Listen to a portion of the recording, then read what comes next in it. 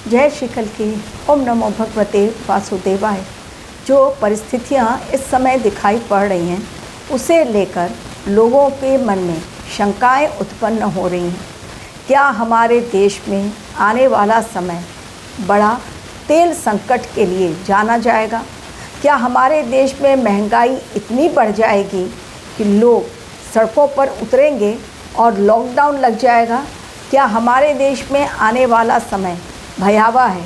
क्या हमारे देश में आने वाले समय में जेन जी के आंदोलन फिर से एक बार देखने को मिलेंगे? और क्या हमारे देश में वर्तमान सरकार मोदी सरकार के ऊपर इतना ज़्यादा प्रेशर आएगा कि वो सभी को बीच मझदार छोड़कर सत्ता से रिज़ाइन कर देंगे? आज इन्हीं सभी सवालों के जवाब मैं दूंगी अपने वीडियो में। कारण मेरे पास मेल आने शुरू हो गए हैं और लोगों के क्वेश्चंस, मैम इन सभी क्वेश्चंस के जवाब दे दीजिए। किसी ने कहा दीदी प्लीज़ इन सभी क्वेश्चंस के जवाब दे दीजिए अपने वीडियो के माध्यम से, क्योंकि आपके वीडियोस में जो सच्चाई बताई जाती है उसे लेकर हम आश्वस्त हो जाते हैं। आज इन्हीं सभी चर्चा के साथ आप लोगों को कुछ और ग्रहों के माध्यम से बताऊंगी कि जो भविष्यवाणियाँ पहले की गई थीं वो किस प्रकार सत्य साबित हुई। मई महीने की जब भविष्यवाणी की गई खप्पर योग को लेकर, मई जून 2 महीने रहेगा ये खप्पर योग, तभी मैंने कहा था ये समय बड़े आतंकवादी घटना की ओर इशारा कर रहा है। पाकिस्तान के क्वेटा में ऐसा आत्मघाती हमला हुआ जिसमें अनेकों की जानें गई और बहुत सारे घायल हुए। काफ़ी भयंकर ये हमला था जिसमें वहाँ की जाफर एक्सप्रेस जो थी वो भी कहीं ना कहीं फंस गई, उसके भी कई बोगियों में आग लग गई। अभी ये हमारे पड़ोस में हुआ ही नहीं था तब तक कर्नाटक में भी एक भीषण हादसा हुआ जिसमें कि कईयों की जानें चली गईं।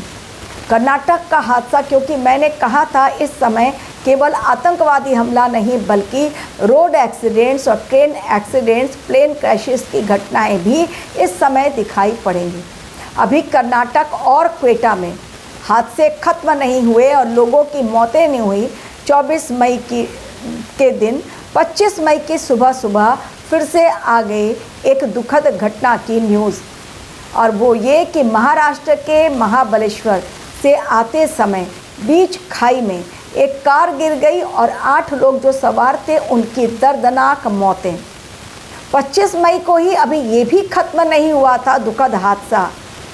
सुबह सुबह कि अचानक से स्टार्ट हो गई गुलमर्ग से आने वाली उस घटना को लोगों ने देखा और लोगों के रोंगटे खड़े हो गए।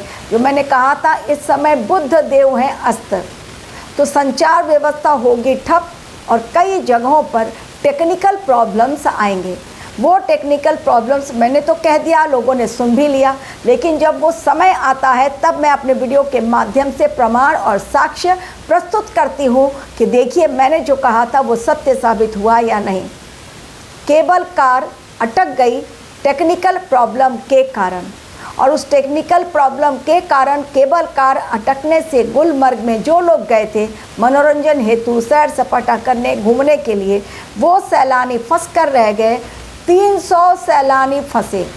रेस्क्यू टीम लगातार उनकी रेस्क्यू कर रही है, लेकिन अब भी वो 300 सैलानियों को सही सलामत उतारा नहीं जा सका है। हवा में लटके हुए हैं वो 300 लोग, एक एक करके उतारा जा रहा है। ये समय बुध देव अस्त हैं, राहु देव कुंभ राशि में हैं, गुरुदेव बृहस्पति मिथुन राशि में और बिल्कुल तैयार हैं जाने के लिए अपनी उच्च राशि 2 जून को कर्क राशि में। शनि देव इस समय कुंडली मारकर बैठे हुए हैं मीन राशि में जो जलीय राशि है। तो जल के कारण इस समय आपदाएं भयंकर आ रही हैं और उन आपदाओं के कारण ही कर्नाटक में जो हादसा हुआ उसमें लोग गए थे नदी के अंदर सीप ढूंढने के लिए, मोती ढूंढने के लिए, और उसी में जल में डूबने से यह हादसा हुआ जिनमें 7 महिलाओं की मौत और एक बच्चे की भी मौत हुई। अब आप सोचिए कि ये समय जो मैंने कहा था जल के कारण प्रॉब्लम, एक्सीडेंट, टेररिस्ट अटैक, भारी उथल पुथल, हमारे देश में जनता का आक्रोश। मैंने कहा था कि ये थर्ड टर्म मोदी सरकार के लिए अग्नि परीक्षा साबित होगी। हमारे देश की कुंडली में मंगल की महादशा और मोदी जी की कुंडली में भी मंगल की महादशा। तो मंगल की महादशा दंगल मचाएगी देश में भी और मोदी जी के जीवन में भी। तो गर्मी के कारण, युद्ध के कारण, महंगाई के कारण लोग परेशान हैं। पेपर लीक का मामला, लोग सरकार को घेरे में ले रहे हैं, लेकिन क्या मोदी सरकार के कार्यकाल में ही पेपर लीक का मामला हुआ? क्या जब कांग्रेस सरकार थी तब कोई पेपर लीक नहीं हुआ? लेकिन जो प्रेजेंट गवर्नमेंट रहती है, लोग पिछले गवर्नमेंट को भूलकर उन्हीं को पकड़ लेते हैं। तो क्या 1 महीने का ही स्टॉक बचा है हमारे देश में क्रूड ऑयल का? उसके पश्चात क्या होगा? क्या पेट्रोल डीजल मिलने बंद हो जाएंगे? क्या व्हीकल्स रास्ते पर चलना बंद हो जाएंगे? ऑटो रिक्शा टैक्सीज मिलेंगी नहीं? तो पब्लिक जाएगी कैसे डेस्टिनेशन में, क्योंकि सभी जगह मेट्रो अवेलेबल नहीं होती है। तो लोगों का यही क्वेश्चन, क्या हमारे देश में स्टॉक बहुत कम बचा है? डेफिनेटली स्टॉक इस समय कम बचा है, लेकिन इतना भी कम नहीं कि हर जगह लग जाए लॉकडाउन, पेट्रोल पंप पर लगा दिए जाएं ताले, लोग वर्क फ्रॉम होम ही करें और कहीं पर भी कोई गुंजाइश न रहे इस समय को आगे बढ़ाने के लिए।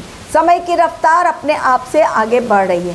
सरकार अपने स्तर पर कोशिश कर रही है हर चीज़ को बैलेंस करने के लिए, लेकिन अगर बात बात पर सरकार के अगेंस्ट खड़े होकर सरकार को अपमानित किया जाए तो क्या हमारे देश में क्रूड ऑयल का भंडार हो जाएगा? क्या मोदी सरकार गिर जाएगी तो बढ़ती हुई महंगाई कंट्रोल में आ जाएगी? क्या पेपर लीक का मामला सॉल्व हो जाएगा?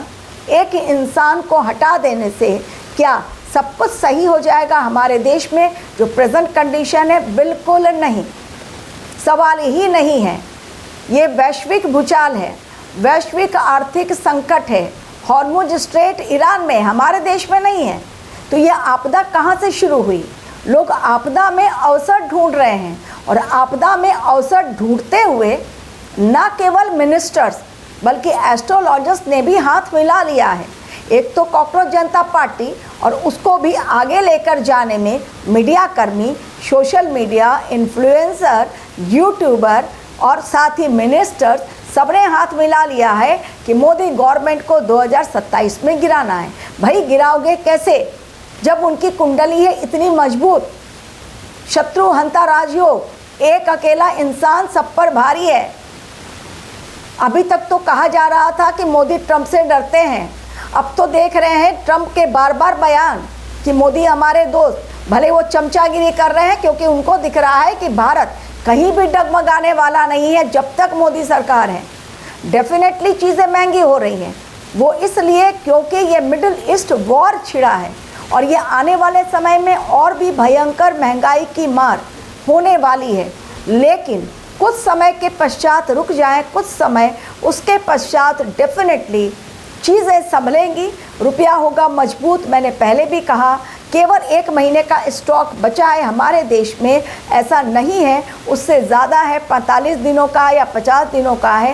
ये सरकार को एग्जैक्ट नंबर मालूम है, लेकिन जो भी है लॉकडाउन नहीं लगेगा, पेट्रोल पंप नहीं बंद होंगे, ऑफिसों में ताला नहीं लगेगा और 100% लोग वर्क फ्रॉम होम कल्चर को नहीं अपनाएंगे। दुनिया की रफ्तार ऐसे ही आगे बढ़ेगी, भारत का कद आगे बढ़ेगा। ये समय जब हिचकोले ले रहा है, भारतवर्ष को भी उस समय को, डूबती नाव को संभालना है, तो हमें देश के साथ खड़े होना है। मोदी का नाम भारतवर्ष नहीं है, मोदी जी प्रधानमंत्री हैं, लेकिन भारतवर्ष 140 करोड़ जनता को लेकर बना हुआ देश है। तो सभी लोग मोदी के खिलाफ नहीं हैं। जो लोग सच्चाई को समझते हैं और अक्ल वाले लोग हैं, बुद्धिमान हैं, वो चीज़ों को समझ रहे हैं। पहले भी आपदाएं आई हैं, लेकिन इस तरह से लोग जो उनके विपरीत जाकर बयानबाजी और भविष्यवाणी कर रहे हैं कि 2027 में वो रिटायरमेंट ले लेंगे, देश को बीच मझधार छोड़कर वो चले जाएंगे, माफ़ी मांगेंगे, रोने लगेंगे, जो विपक्षी दल के नेता कह रहे हैं उनके लिए मुंगेरी लाल के सपने जैसा है। जब मैंने कहा कि उनकी कुंडली में ऐसे राजयोग हैं जो उनको अपना न सिर्फ कार्यकाल पूरा करवाएंगे बल्कि वो शत्रुओं पर भारी पड़ेंगे, और जो कोई उनके अगेंस्ट बोलने जाएगा उन पर ही उनके अच्छे ग्रहों का अटैक शुरू हो जाएगा। आपने देखा कि जो पार्टी उनको गाली दे रही है वही पार्टी सत्ता से बाहर हो रही है। कांग्रेस ने गाली दी, कांग्रेस सत्ता से बाहर। अब केवल कहाँ बची है? आप खुद देख लीजिए, साउथ में कितनी जगह पे कांग्रेस बची हुई है, और पूरे देश में जितने भी राज्य हैं उनमें मेजॉरिटी कौन लीड कर रहा है? बंगाल एक अछूता था जहां पर लोगों ने कह दिया था ममता बनर्जी को हराया नहीं जा सकता है। आज ममता बनर्जी की आवाज़ ही नहीं आ रही है, कहीं पर इंटरव्यू नहीं, कहीं पर चिल्लाना नहीं, शांत हो गई है उनकी आवाज़। तो समय देता है बड़ा जवाब, वेट कीजिए, समय हर किसी का हिसाब चुकता करेगा। ये समय सच में बहुत क्रिटिकल है। अगर चीज़ें बाहर से कम आ रही हैं तो हमारा देश कैसे उन चीज़ों की कमियों को पूरा करे, इस बारे में केवल मोदी जी नहीं बल्कि उनकी टीम भी, पूरी टीम इस बात पर रिसर्च वर्क कर रही है कि कैसे इस गंभीर समय से सुखद परिणाम निकाले जाएं, जनता को तकलीफ ना हो, हमारे देश में आर्थिक तंगी ना हो, हमारी इकोनॉमी डाउनफॉल में ना जाए, रुपया कमज़ोर ना हो, सभी के घरों में जो बेसिक नीड्स की चीज़ें हैं वो पहुँचे, बाज़ार में अफरा तफरी ना हो। लोग जो कह रहे हैं जेन जी का आंदोलन नेपाल बांग्लादेश की तरह लद्दाख में एक बार हुआ था तो हमारे देश में फिर से होगा, नहीं होगा। सरकार कंट्रोल करेगी, सरकार ने कमर कस ली है, चाहे कोई कुछ भी कह ले। गाय नहीं कटेगी तो नहीं कटेगी, सरकार सबने कमर कस लिया है कि नहीं होने देंगे। ये बकरीद है, बकरा, लेकिन वो भी एक जगह पर फिक्स किया गया है कि कहाँ पर होगा। चीज़ें धीरे धीरे सुधर रही हैं। भोजशाला में देखिए अखंड ज्योत जली, उसके बाद 56 भोग का इंतज़ाम किया गया।